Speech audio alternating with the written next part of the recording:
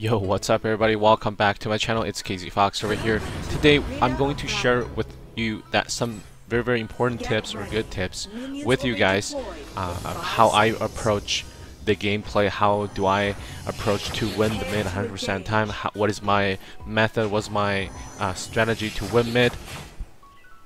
And here you go, tip number one, poke is always more important than clear. What I mean by that is, if you have the chance of poking the enemy, you don't go for the wave clear, you don't use your skill shot on the wave. That is especially, this is more important during the early level, where if you can use your skill onto the enemy hero rather than the wave, you do that. Make sure you do that 100% of the time. So in the current patch, what I find more interesting or most important is that a mage with long range in the mid lane right now has a natural advantage over a melee mage, with short range of their skill shots.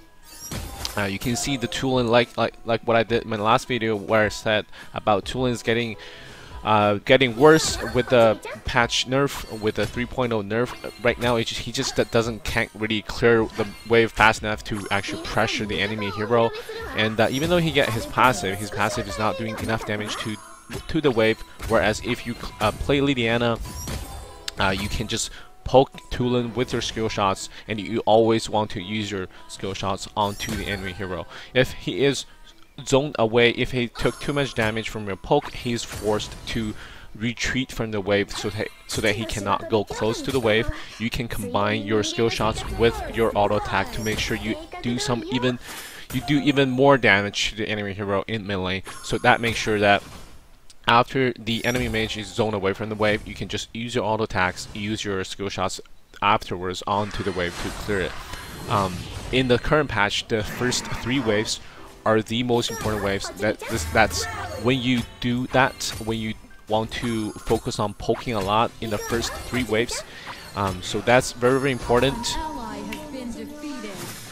And tip number 2 is, you want to always try to avoid ganks. There are some heroes from the side lane can give you that pressure. They can pretty much come mid a lot of times, and they can pressure you really hard. They can make a gank. They can make a very effective gank. A hero like Ryoma, Zuka, Superman, and all those very mobile heroes, where they can come from their side lanes and then come to mid to join the fight. You have to watch out for those heroes if they are played in side lanes.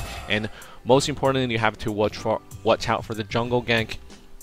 By a very good mid player, they will always know where the enemy jungler is. They can, with the support vision that they have, with the vision that support give them, they can pretty much predict where the enemy jungler is. So that, because the enemy jungler gank is most deadly in the early game, to mid game, or even late game.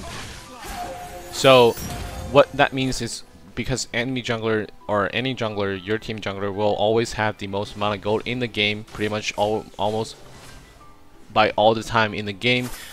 They can do the most of the damage compared to anyone else in the game. So that you want to watch out for where their position is. You want to watch out for their ganks. That is going to be most deadly to you. And other than that, you also have to watch out for where their support, the enemy support, is, because sometimes if they have a support with who can stun you or who can do crowd control on you, you want to avoid those support to get onto you in the mid lane, because often if you get jumped on a hero, like if you get jumped by Teamy, Teamy can stun you. You get jumped on by Thane. Thane can charge into you and do some great CC after level 4. Thane can one-shot you with his ultimate, along with the damage from their mage. So you pretty much want to watch out for everybody ganking you in the mid lane. That's one of the hardest aspects of playing mid. It's the most dangerous lane pretty much in the game to play. So you have to be really good at your map awareness. You just want to know where the enemy is most of the time. That's how you avoid gank and avoid dying to those ganks, and that's going to, if you die, someone has to cover your lane, and that's going to put your team very behind. But most of the time right now in the current patch, people like to run dual lane. People like to run dual lane in the dragon side lane a lot, where you don't really have to worry about support position, whereas you just have to watch for side lanes pressure and watch out for the jungler ganks. And tip number 3 over here, I think this one is the most important, because this one you will have to decide when do you rotate and where do you rotate as the game progresses, and each decision you make is going to have a strong impact in the game, where if you make a really bad decision, it's going to cost a lot of things. It's going to cost you time and sometimes even waves. You only get gold from the waves pretty much as a mid laner, so each and every wave is really important to you. Whereas if you miss one whole wave, or your support clear your mid wave, you just don't get the gold anymore from that wave, and you have to get it somewhere else, whether from a kill, whether from sharing the jungle camp with your jungler. It's just really hard for you to get back that gold.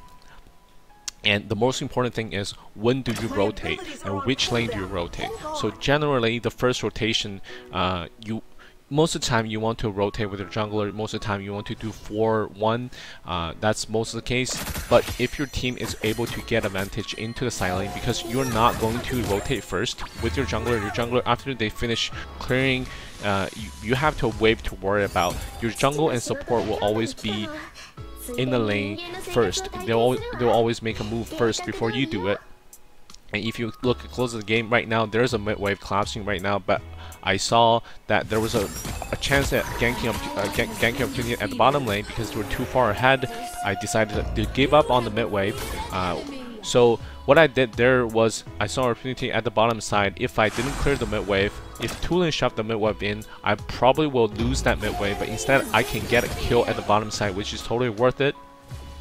So when exactly do you rotate? You have to look at your wave first, because you're a laner eventually. You have to look at your wave. But sometimes the enemy cannot push your tower down. Before 5 minutes before the cannon minion spawns, the wave is going to die very easily at the tower, because there's no cannon minion. The minion wave will take a lot of damage from tower early on before 5 minutes mark, and once the game reach 5 minutes mark, this is when you have to worry about waves. A mid hero like Kali, like Liliana, they have their auto attacks can do additional magic damage. These are the heroes that can push your tower down really easy if you don't clear the wave fast enough.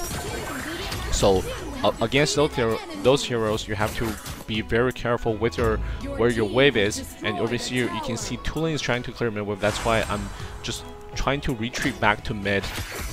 I already helped my teammate enough to give them hand on invading the enemy jungle. So that was my job. My job is done at their side of the map, and I know that Tulin cleared the mid wave first, so I have to sometimes match the rotation by the enemy mid laner. And over here I see him showing up at top, but I don't want to match the rotation. It's almost, if I go there, it's all gonna be too late. I was really close to mid wave first. If I clear this wave, and Tulin is going to be forced to come back to mid wave to clear. And you can see right now on the map, Violet is at the mid tower defending their mid wave, which is being shoved under tower.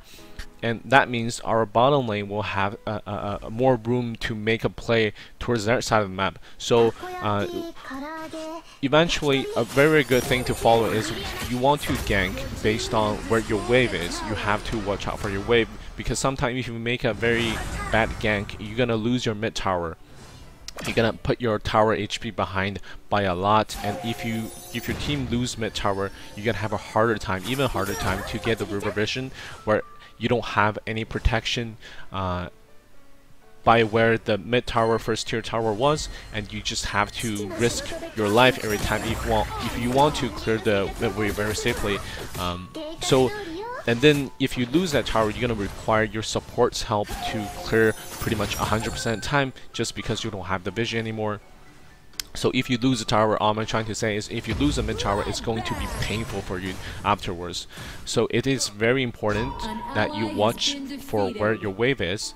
So I know I'm talking a lot about how when to make gank, when to do the rotation. But this is the most important thing in the game as a mid lane, as a mid mage. And other than that, sometimes, like I said, most of the time you want to do forward rotation, you want to rotate with your team, and other than that, sometimes you have to go help your teammate to defend if they're getting dived under tower by 4 people. If the enemy is making a forward rotation towards the other side lane that you guys have, you want to go help them. A very good example being that after you shot the mid wave in, you can just rotate to that side lane, whichever side lane is being dived on, and help that person, that side lane hero, to free him from the pressure that is being created by the 4 people trying to gank him under tower. So that's another situation where your impact will matter a lot in the game, because most of the time support will follow your jungle, and rarely support will follow you to do the gank or to do the defending. So you have to make your own decision to see where you are going with your team, whether you're going with your team or you're just helping your teammate to defend the tower. So there goes my 3 most important tips of how you want to be successful in mid all the time. I'm pretty sure that if you master those 3 aspects of how to play mid lane, you will be very, very good. People will like to play with you when you play mid lane. So there you go. That's pretty much that's all I'm going to talk about in this video. I hope you guys have enjoyed watching this video. This was a fairly short gameplay, so I hope you guys have enjoyed watching the video. I hope you have learned a couple things about what I've given you for my tips. And make sure to leave a like and subscribe to my channel if you really enjoy the content. And thank you for watching again. I'll see you next time.